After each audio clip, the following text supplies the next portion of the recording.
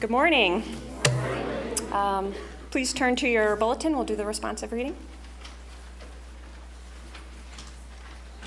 She had blue skin.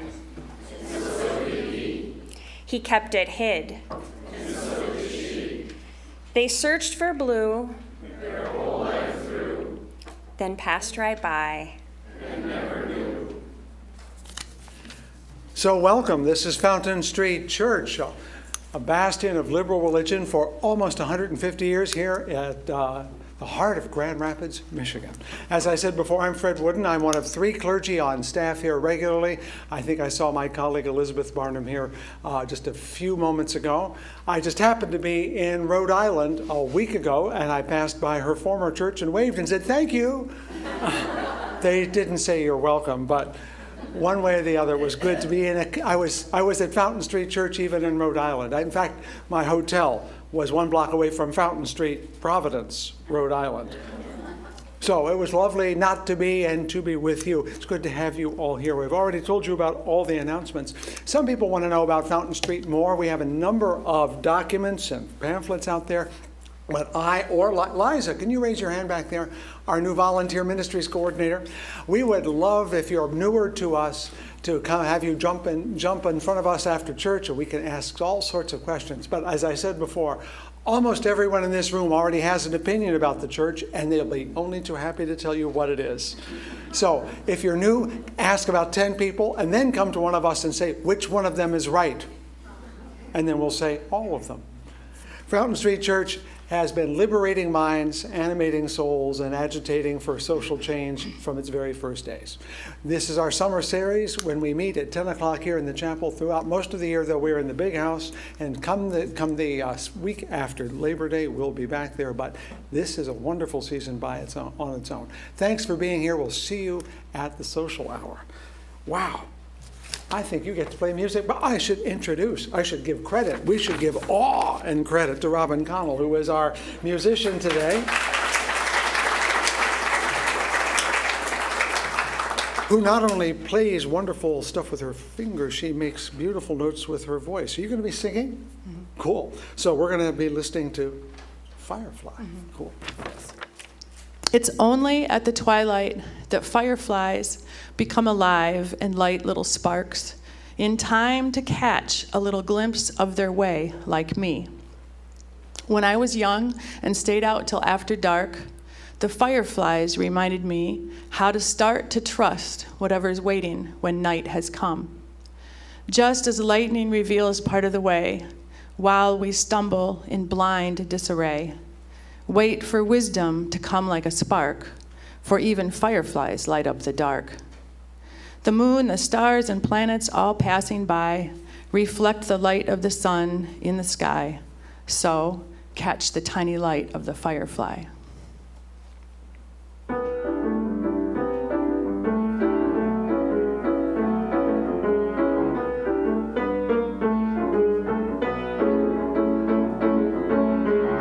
It's only at the twilight that fireflies become alive and light little sparks, in time to catch a little glimpse of their way, like me. When I was young and stayed out till after dark, the fireflies reminded me how to start to trust whatever's waiting when night has come. Just as lightning reveals part of the way, while we stumble in blind disarray, wait for wisdom to come like a spark. Even fireflies light up the dark.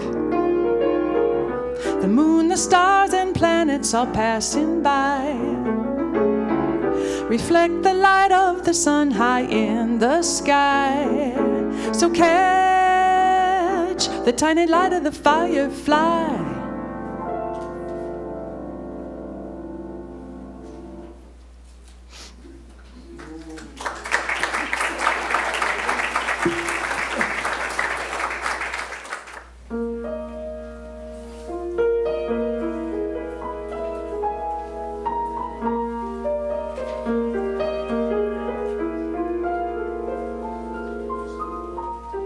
Imagine there's no heaven.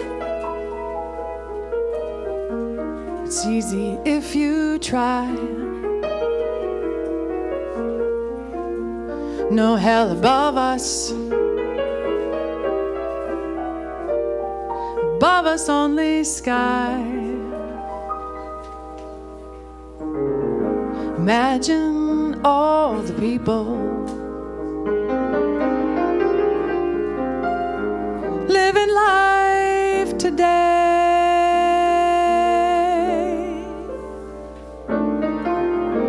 You may say I'm a dreamer, but I'm not the only one. I hope someday you'll join us. The world will be as one.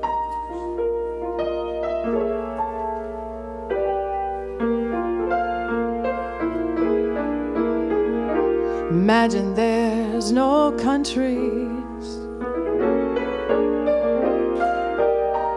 It isn't hard to do. Nothing to kill or die for. No religion too. Imagine all the people living life in peace, oh, in peace. You may say I'm a dreamer, but I'm not the only one. Oh no, I hope someday you'll join us, and the world will be as one.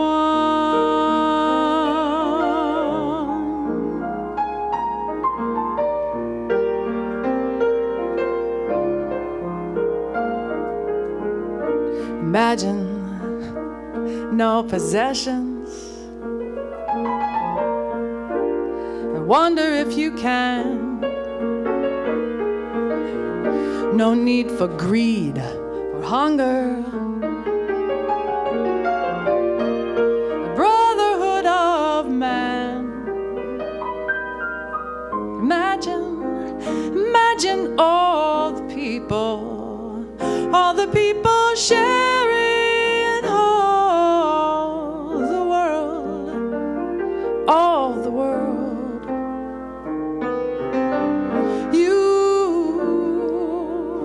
You may say I'm a dreamer, but I'm not the only one. Oh no, I hope someday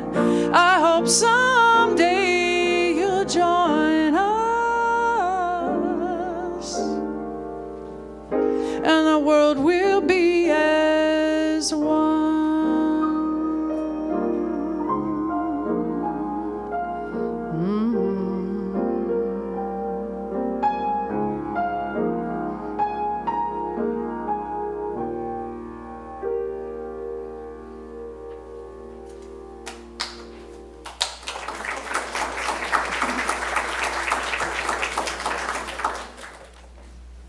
Hi, I'm Jill Hinton, and I'll be doing the sermon today. I'm super excited to be here. And before we started, I just wanted to take a moment on this holiday weekend and recognize the sacrifice of those of you that are here when your friends are at cottages drinking beer. This really means a lot to me that you're here. I see a lot of friends out there, and glad to have you here. So. Apparently I was supposed to do the welcome, and I will go ahead and do that now. I've been a member here for about 10 years.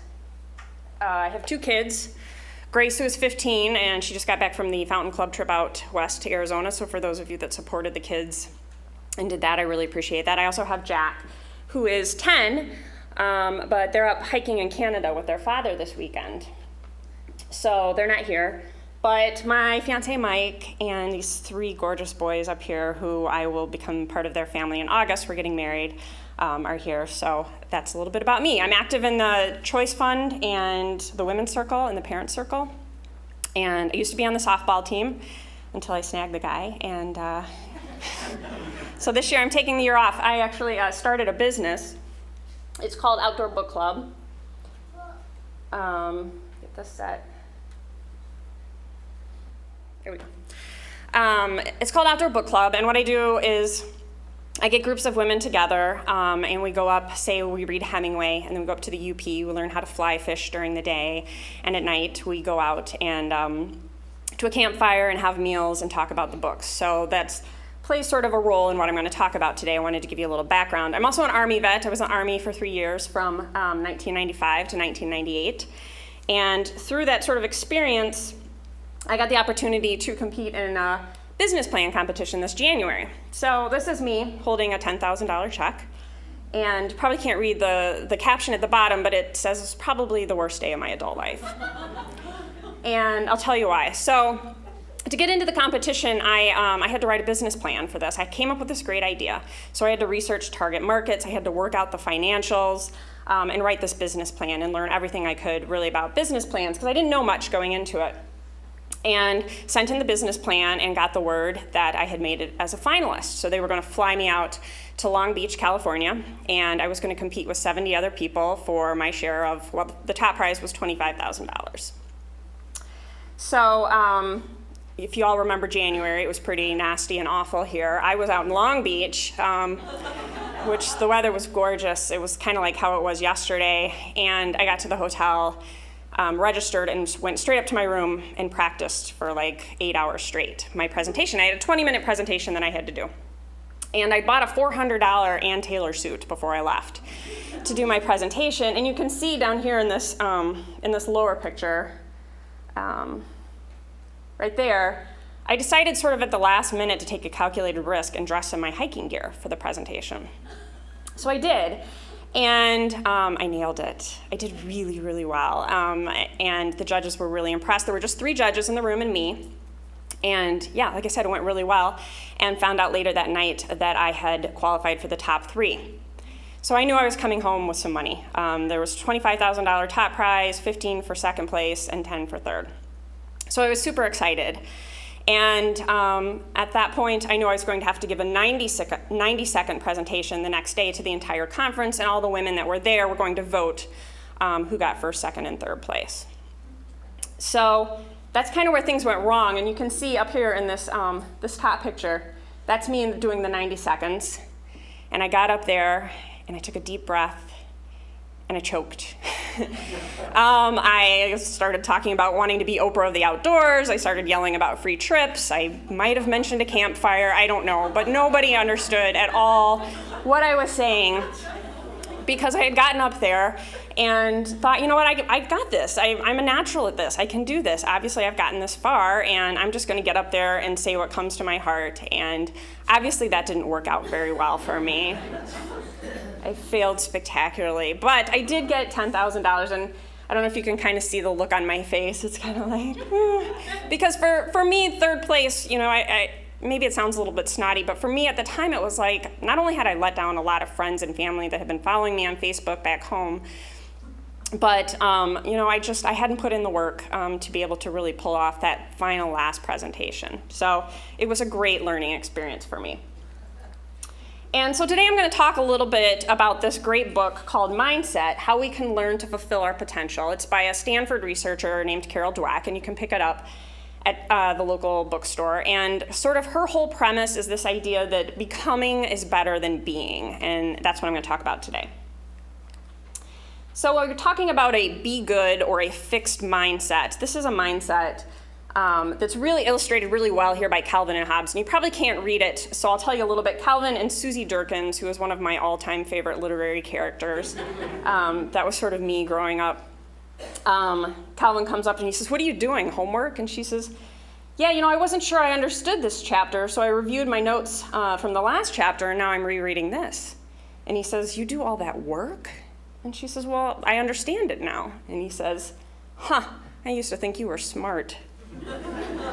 And that really sort of talks about what the fixed mindset is. Fixed mindset people really believe in outcomes, achievements, grades, the score of the game. They believe in talents and abilities are inherent, natural, set in stone, and that everything hinges on looking smart at all costs. So then we're going to talk about a get better or a growth mindset. And that mindset is really all about improvement, development, resilience in the face of challenge and mistakes and failures, and working hard is what makes me smarter. And it's all about the effort. The effort is key with the growth mindset. So here's sort of a little chart that I found that really explains well how the growth mindset looks against the fixed mindset on these 5 elements. And so the skills, fixed mindset people believe it's something you're born with, where growth mindset believe the skills come from hard work and you can always improve. When it comes to challenges, fixed mindset people believe it's something to avoid. It might make you look stupid or embarrass yourself. You'll give up easily if you have this fixed mindset, where challenges with growth mindset people, you should embrace them, and they're an opportunity to grow, and they make you more persistent. When it comes to effort, again, fixed mindset, it's just unnecessary and something you do when you're not good enough, where with the growth mindset, it's essential, and it's how you get good. It's how you get really good at something is through effort. And then feedback. A lot of fixed mindset people, when they get feedback, they get sort of defensive and take it really personally, whereas people with a growth mindset find feedback really useful, and it gives them a sort of key to where they need to improve, and they get to work on those things. And finally, setbacks, what I call sort of the sit on the couch syndrome. They blame others, they tend to get really discouraged, whereas the growth mindset sees setbacks as kind of a wake-up call where I need to work next time. So some of the benefits of a growth mindset is that whatever challenge you're facing, whether it's in your work life, whether it's with your kids, whether it's sort of an athletic endeavor you're doing, your relationships, you just find it more interesting if you've got this sort of mindset. You enjoy it more. There's some deeper thinking that goes along with this mindset, which means you come at it from different angles, there's more clarity, you come to sort of better answers to the challenge. More persistence and grit, and we'll talk more about the research around this in a minute, especially as it applies to kids. And then finally, probably the most important thing, you just perform better. If you've got this growth mindset, you start at the same place as somebody with a fixed mindset, you're gonna have better outcomes and you're gonna perform better. So let's talk about 7th grade. It's a really tough year for a lot of kids. There's a lot of transition. You're not with the same group of kids every single time. It's when the homework starts getting harder. So Dweck took 100 7th graders who were all doing very poorly in math and divided them into 2 groups. And each group got a class on study skills. But the experimental group got a sort of a mini course on neuroscience, this idea that our brains grow and can change, and with effort, it's like a muscle, right? So the more that you use it, the smarter you become. And so they followed these kids for a little while, and sort of that first downward slope is them just measuring where the kids are going. And then the middle right there is where they start the study skills class. And you can see that these kids' grades have gone up significantly after having had this mini course in neuroscience. And in fact, Dweck was saying that in an NPR radio interview that these kids, as they're studying and as they're taking the test, are sort of imagining their brains working, imagining the chemicals, imagining the neurons firing, and imagining themselves getting smarter. Some other kind of cool things that came out of these experiments was that the gender gap between girls and boys narrowed for these kids that were taking these kinds of classes. And also the teachers didn't know which students were in which group, but when they surveyed the teachers found that 27% of the kids were more engaged and more motivated, as opposed to 9% of the kids that hadn't been in the experimental group. So it's pretty interesting stuff. So she did another study on organic chemistry, med students who are in organic chemistry, and that class for nursing students and med students is sort of like the do or die. It's very difficult. All the students struggle with it. And a lot of students end up not being doctors, not because they don't love practicing medicine and not because they haven't had a great deal of academic success up until this point, but because they can't pass this class. So Dweck and her colleagues surveyed those students beforehand and found out which ones had sort of growth mindset tendencies and which ones had fixed mindset. And it turns out that the fixed mindset kids really just tried to memorize everything, and then when they took the test and didn't do well, just sort of blamed it on the fact that they weren't good at chemistry. Whereas the kids with the growth mindset really sort of went back, they did badly at first, looked for themes across lectures, studied more, went back to see where they failed, went back and sort of boned up on that stuff, and ended up passing the class at a much higher rate than what the students who had the fixed growth mindset. So I want to talk a little bit about the power of mistakes, because it's really important with this whole concept. The idea that the greatest threat to success is failure. So we have to fail in order to learn. But with a fixed mindset, that's really, really hard to do. And in fact, I think for a lot of us, it is. It's not fun to fail. It's not fun to make mistakes. So the fixed mindset really has this idea that it's all about me. I hide mistakes. I conceal my deficiencies. I'm going to give up. Remember, I talked about the couch potato syndrome. I'm just going to eat Cheetos. I'm just done. I can't do this. They blame others or circumstances. They try to feel superior to people in other ways. Whereas the getting better mindset is really about the learning. I'm going to confront the deficiencies. I'm going to leverage the mistakes that I made to sort of find out where I need to improve. I'm going to try harder. I'm going to take responsibility. And you know what? I'm so busy doing all this stuff, I don't need to blame anybody else for my mistakes. So when we talk about kids, one of the things that Dweck has really found that it's important to praise the effort. So we can talk about, oh, you're so smart. Gosh, you're such a genius. And I think this applies obviously when we're talking to ourselves, and also maybe if we have employees, this applies too. That doesn't really help people much. So the students who were praised for being smart selected easier tasks when given the choice, and they lied about their scores when given the chance because they didn't want to look dumb.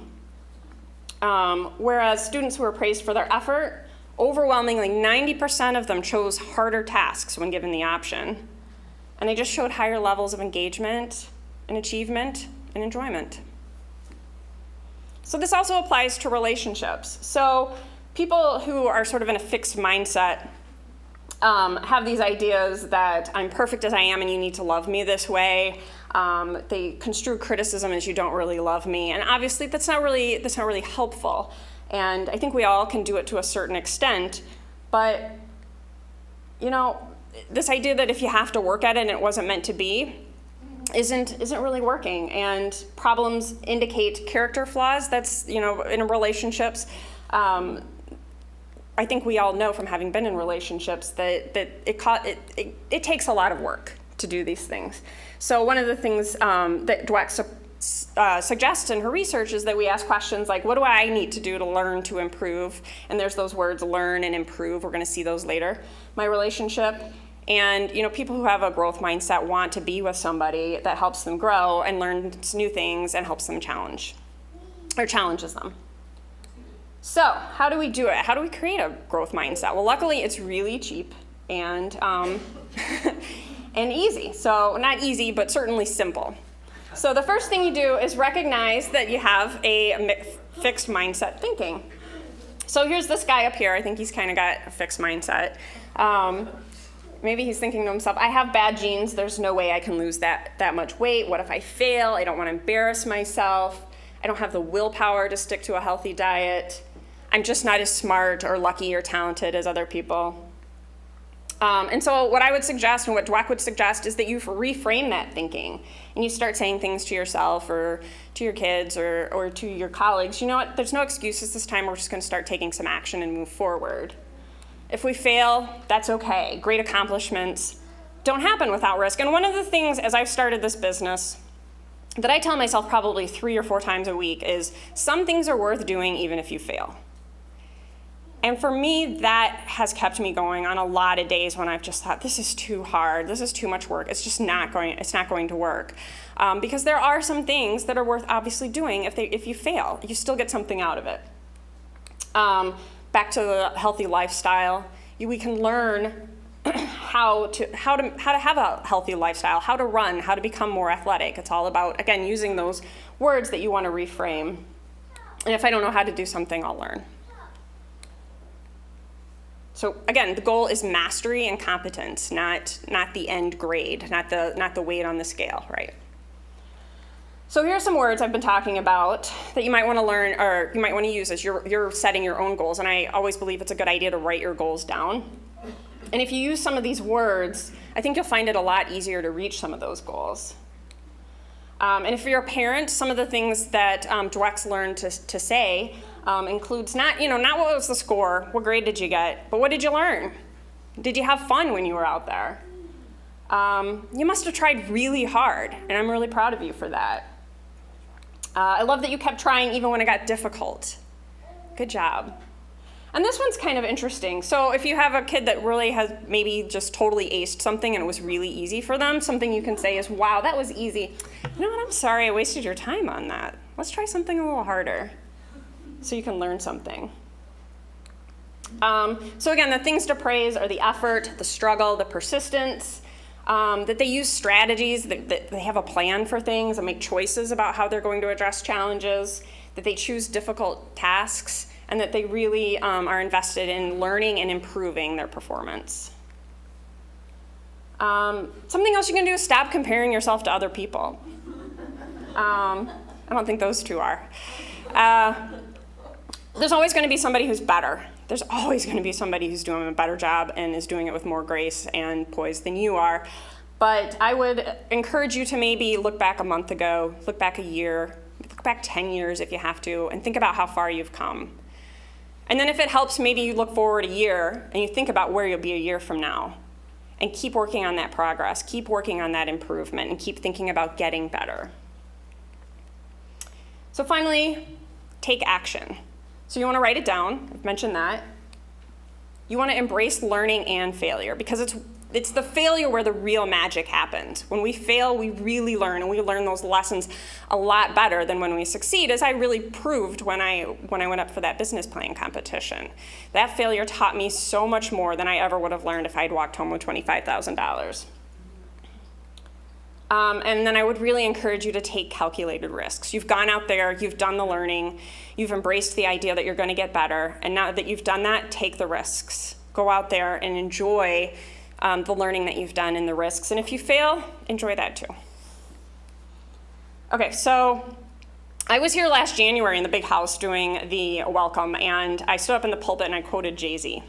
And I wanted to be the first person in Fountain Street Church to quote Jay-Z from the pulpit, and I think I was. And I found this is not from Jay-Z. This quote, it's perseverance is the hard work you do after you get tired of doing the hard work you already did. And that's by Newt Gingrich. So maybe I'll be the first person in here to quote Newt Gingrich. I don't know. But I really, really like that quote. And sort of to wrap things up, I want to show you this picture. This is from 2 weeks ago. It was out at Proven Trails, if any of you know where that is. And we were filming a video for me to audition to be on the show Shark Tank, which was kind of a big deal. It's an ABC show. It's a national show where they have entrepreneurs come on and pitch their businesses. And you get money and you get great exposure.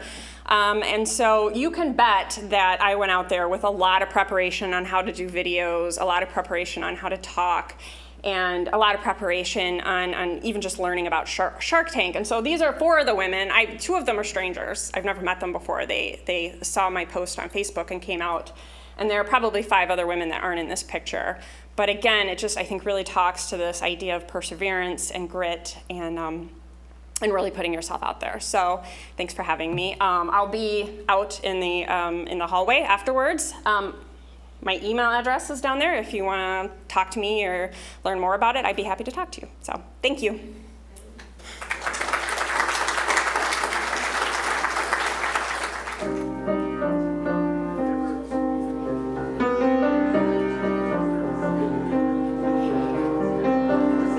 Think about the life I live, figure made of clay.